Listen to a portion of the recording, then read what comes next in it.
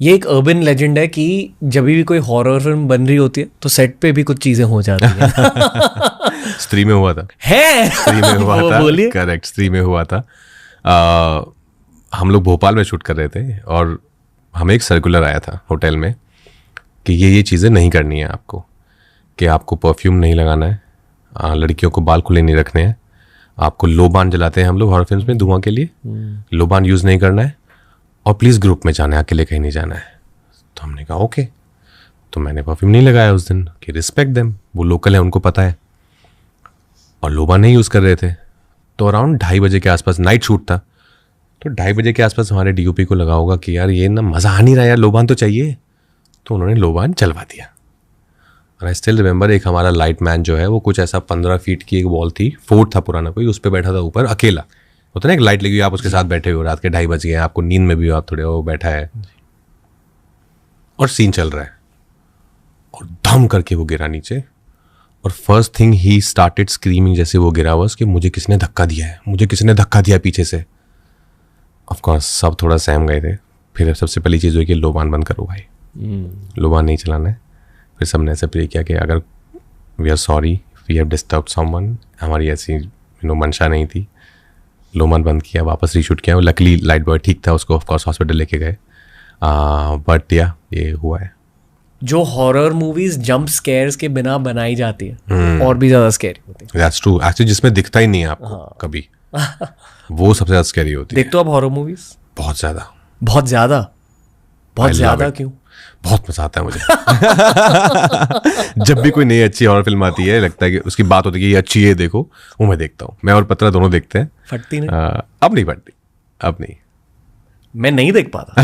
अब नहीं फटती, मतलब अब नहीं फटती। ऐसा चैलेंज भी नहीं करता मैं कि अरे घुस जाऊंगा मैं तो एक किसी भी फोर्ट में अकेले, कुछ नहीं होता ये सब, ऐसा भी नहीं है। पर हाँ, ऐसा नहीं है कि अभी मैं रात को कहीं जाना है अकेले तो मुझे लगे कि नहीं सुनो ना, चलो ना। बचपन में तो ये होता था। बचपन में तो मैं हमारा जो गुड़गांव में पुराना घर था, जब पुराना गुड़गांव भी था, तो आंगन था बहुत बड़ा, बीच में जॉइंट फैमिली थी हमारे, ताऊ जी, चाचा जी, मैं, दादा दादी, और टॉयलेट एकदम कॉर्नर पे था दूर कहीं। और एक टॉयलेट था, हम 16 लोग रहते थे उस घर में। तो मुझे रात को अगर जाना है वॉशरूम तो मैं अपनी मम्मी को उठाता था, बिकॉज ये सब उस दौरान जब जी हॉरर शो ये सब देखना शुरू किया था, तो वो बेचारी मेरे साथ जाती थी 2:30 बजे, और वो बाहर बैठती थी और मैं कहता था मुझसे बातें करते रहो आप, I should know that you are there. Relatable. बहुत सारों के लिए आहट, जी हॉरर शो और कोई है फैंस के लिए। या क्यों बनाते थे ऐसा शो? आई नो यार, आई थिंक थ्रिलिंग था। हम भी देखते थे, डरते भी थे, पर देखते थे।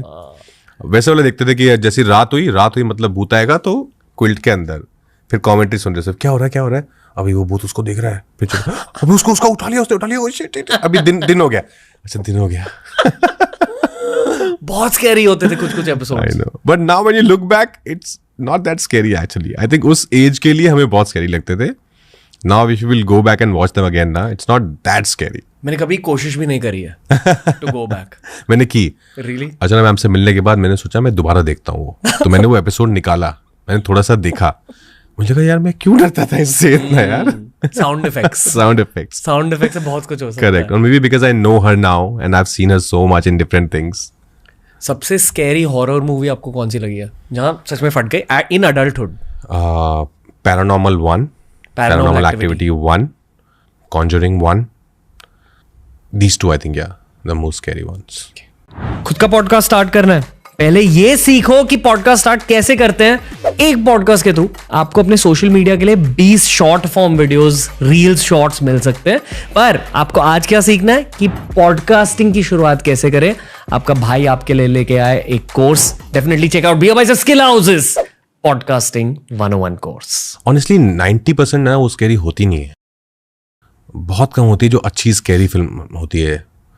पर देख लेते हो आप फॉर थ्रिल, बट जो सच में डरा दें आपको, जैसे कॉन्जरिंग 1 देख के मैं डर गया था।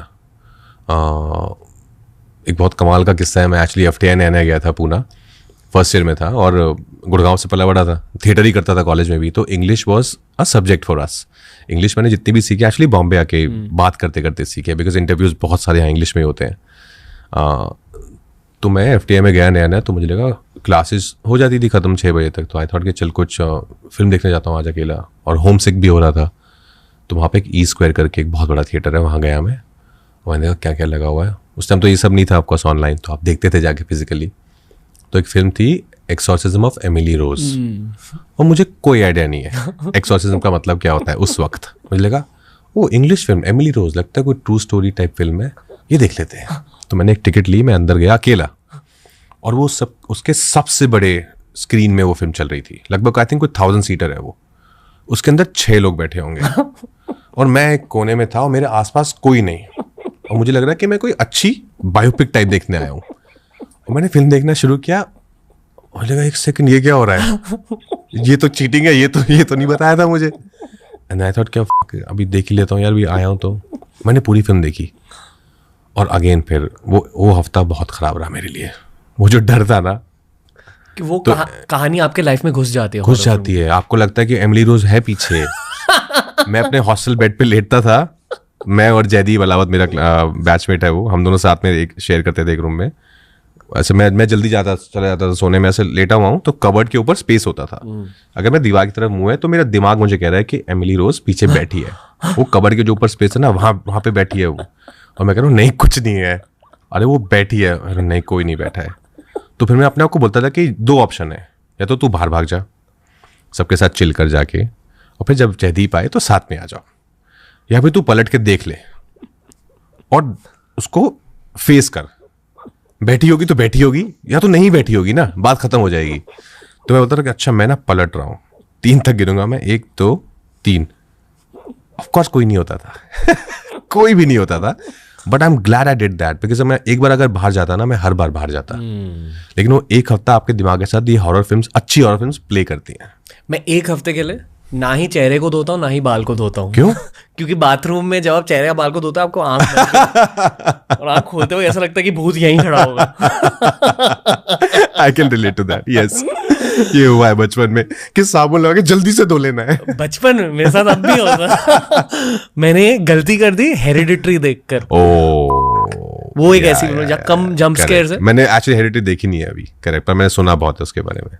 हेरिडिटरी को लेकर सबसे डरावनी चीज ये है कि जो एंड में विलन दिखाया गया है वो एक भूत नहीं, वो एक इंसान है।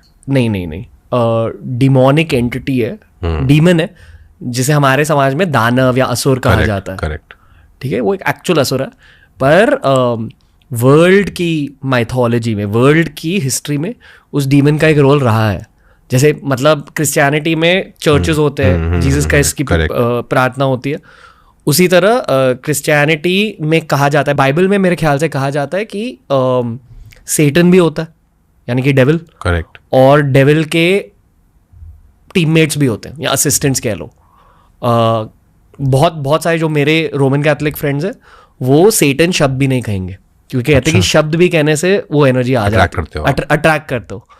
तो एक डीमन है, मैं नाम ले रहा हूँ, सॉरी, जय बजरंगबली पेमॉन, और वो एज अ विलन दिखाए गए हैं हेरिडिटरी में। उनकी पूजा कैसे की जाती है वो सब दिखाया गया। और मेरे एक रोमन कैथोलिक फ्रेंड है, उन्होंने कहा कि जो चीज़ें दिखाई गई है वो उस फिल्म में, डेफिनेटली या तो डायरेक्टर या तो राइटर या तो प्रोड्यूसर खुद शायद उस एंटिटी की प्रार्थना करते होंगे, क्योंकि बहुत एक्यूरेटली दिखाया गया। तो जब आप वो फिल्म देखते हो, उसके स्कैरी सीन सच में आपके दिल के अंदर घुस जाते हैं पिन की तरह। याद है हेरिडिटरी? मैंने वही मिस हो गई है मेरी, ये वाली मिस हो गई है, पर मैंने सुना बहुत है, मुझे मिल नहीं रही एक्चुअली अभी online. I don't know where it is, अभी है नहीं online, but it that's scary man. मतलब सोचो कि इट्स लाइक जैसे OMG 2 जो अक्षय कुमार की थी, देखिए, हाँ ऑफ कोर्स, जब उनके शिवजी वाले सीन्स थे ना, यहाँ तो उनकी एक्टिंग इतनी अच्छी थी, यहाँ तो उस राइटर की श्रद्धा इतनी अच्छी थी कि सच में ऐसा लग रहा था कि शिवजी ने खुद उन सीन्स को डिजाइन किया है। करेक्ट। पीछे नंदी जी चल रहे हैं, वो एक मून वाली सीन है ना जहाँ, करेक्ट, पीछे वो, हाँ। जब वो आए थे शो पर तो उनसे मैंने कहा कि आई फेल्ट कि OMG 2 में एक एनर्जी एक्ट कर रही थी आपके थ्रू, क्योंकि शिवजी का कैरेक्टर निभा रहे। उसी तरह हेरिडिटरी में मतलब एक्चुअली डिमोनिक प्रेजेंस है उस फिल्म में। जय बजरंगबली, छोड़ो सब बातें। नहीं, बट एनर्जी तो होती है, ऑफ कोर्स। बचपन में हम सबने किया है ना वो वीजा बोर्ड, वीजा, जहाँ ग्लास। कभी हुआ है कुछ आपके वीजा? ऑफ कोर्स हुआ है, पर पता नहीं हम खुद ही लाते थे कि सच में होता था। जब हॉरर मूवी कर रहे हो तो मैंने स्त्री देखी, बहुत अच्छी लगी थी मुझे स्त्री honestly. But do you feel कि आप एक्चुअली उस रेल्म की चीज़ों के साथ थोड़ा सा काम तो कर रहे हो, एटलीस्ट राइटर्स तो कर रहे हैं? ये स्त्री आई थिंक फिर भी क्योंकि एक हॉरर कॉमेडी है तो उसमें थोड़ा सा, क्योंकि माहौल सेट पे ज़्यादातर फन ही रहता था, और उसमें क्या है, हॉरर 20% है, कॉमेडी 80% है, तो वो बैलेंस बहुत अच्छा लगा मुझे। और वो जो सब सीन्स भी हैं जहाँ पे क्लाइमैक्स में वो मेरे पास आती है और मैं ऐसे आंखों में देखो प्यार हमारी गाँव फटी हुई है, कहाँ से लाएंगे प्यार, तो वो सब फनी है। तो उस टाइम डर नहीं लगता था इतना। पर यहाँ रागनी में इसके दौरान बहुत डर था। आपने अगर नहीं देखी तो आई थिंक वो फिल्म देखो आप। It's a genuinely a very slick horror. मतलब एक तो वॉयरिस्टिक फिल्म है, फाउंड फुटेज फिल्म है, तो बहुत बिलीवेबल बनाई थी चीज़ों को। लेकिन मुझे बहुत डर लगता है हॉरर फिल्म करते हुए, बिकॉज मुझे वो माइंड स्पेस ना, इट्स वेरी टायरिंग, जहाँ पे आप कॉन्स्टेंटली और always scared as a character, but of course then you are believing in it, आप उस जोन में हो, तो बहुत थका देता है आपको मेंटली। मुझे यही डर लगता रहता था, जैसे मैंने बताया पहले रागनी एमएस के दौरान, कि प्लीज़ भगवान मुझे कोई चीज़ दिखनी नहीं चाहिए, बिकॉज वो विजुअल, यू नो ना व्हाट आई एम सेइंग, वो विजुअल ना फिर वो जिंदगी भर साथ रहेगा। वो विजुअल मुझे चाहिए नहीं अपनी life. I am not saying entity साथ रहेगी, बट वो विजुअल, वो एक विजुअल मेमोरी आपके साथ चिपक जाएगी, तो मुझे वो नहीं चाहिए था। लाइफ में कोई विजुअल मेमोरी चिपकी है? बचपन में मैं एक्चुअली कभी नहीं डरा, पता है, मैं बिल्कुल नहीं डरता था, स्पेशली ये सब ऐसा हॉरर घोस्ट ये सब। मैं अभी अर्चना मैम के साथ शूट करता, अर्चना पूरन सिंह, तो मैंने उनको बताया कि आपने मेरी जिंदगी में ना डर ला दिया है, भूतों का डर। जी हॉरर शो आया था बहुत साल पहले, फर्स्ट एपिसोड उसका ऐसा कुछ लॉन्च टाइप होने वाला था जिसमें ये तो मैं अपने मामा के घर था, मुझे आज भी याद है, और मैं, सर्दियां थी आई थिंक, मैं एक खाट पे अकेला कंबल बैठ रजाई ओढ़ के और मैं देख रहा था, और आई थिंक मामा वगैरह भी थे साइड में, और मैंने वो देखा। और उसके बाद मैं छत पे जाता था सोने, सॉरी गर्मियाँ थी, छत पे जाता था सोने, और पता नहीं क्या हुआ, मुझे लगा कि ये ना सच है, ऐसा होता है, ये चीज़ें होती हैं, भूत होते हैं। और फिर मैंने छत पे सोना बंद कर दिया। तो मैंने अर्चना मैम को बोला कि आप इतना हंसाते हो लोगों को, आपने मेरी जिंदगी में कितना डराया मुझे पता है। पर आई थिंक मुझे लगता है कि more than that it's like I don't believe honestly in physical ghost, but I believe in energies. किसी स्पेस की एक एनर्जी समझ आती है मुझे। फिजिकल घोस्ट हैं कि नहीं मालूम नहीं है, मैंने कभी एक्सपीरियंस नहीं किया, लेकिन किस्से सुने लोगों से, दोस्तों से, वो जो कई बार होती है ना वो वाली रात जब आप बैठ के सब हॉरर किस्से सुनाते हो एक दूसरे को, तो उन रातों में मैंने किस्से सुने हैं दोस्तों से, और काफ़ी डरावने और काफ़ी ख़तरनाक किस्से, लेकिन मैंने फिजिकली कभी महसूस नहीं किया है। But I believe in energies. मैं किसी स्पेस में जाता हूँ तो first thing I notice is the energy. बहुत बार होता है ऐसा कि आप किसी के घर जाते हो या आप किसी ऑफिस स्पेस में जाते हो, जब आप जैसे रेंट पे घर ढूंढ रहे हो बिगनिंग में, तो हम बोलते हैं कि यार नहीं, कुछ एनर्जी ठीक नहीं है इस घर की यार, and then you enter another space like ये सही है यार, सेम ही घर होगा मेनली मोस्टली, पर उसकी एनर्जी में कुछ बात है। तो I believe in that.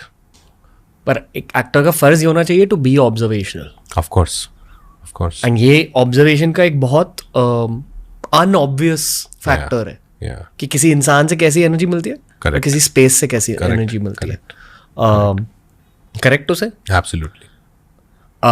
Definitely जहां आप शूट कर रहे होते हो आपकी परफॉर्मेंस उस जगह से भी अफेक्ट हो जाती है। एग्जैक्टली।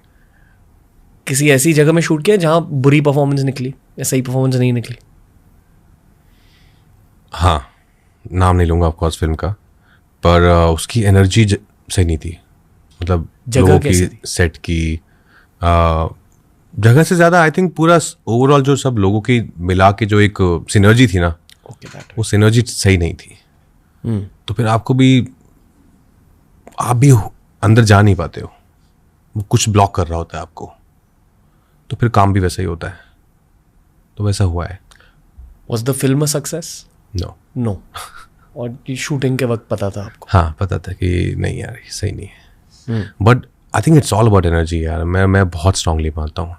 लाइक जैसे बधाई दो बनाई थी हमने, हर्ष, हम सब एक टीम, क्या सिनर्जी थी उस सेट पे। लाइक स्त्री फॉर एग्जाम्पल, और Newton, so many films of course. पर एक होती है, एक एनर्जी रहती है, वो पूरी टीम की साथ आती है, वो जगह लेके आती है, वो लोग लेके आते हैं, वो स्पिरिट आती है, सबके साथ एक ही रूप बन जाते हैं सब, तो उससे चीज़ें बनती हैं।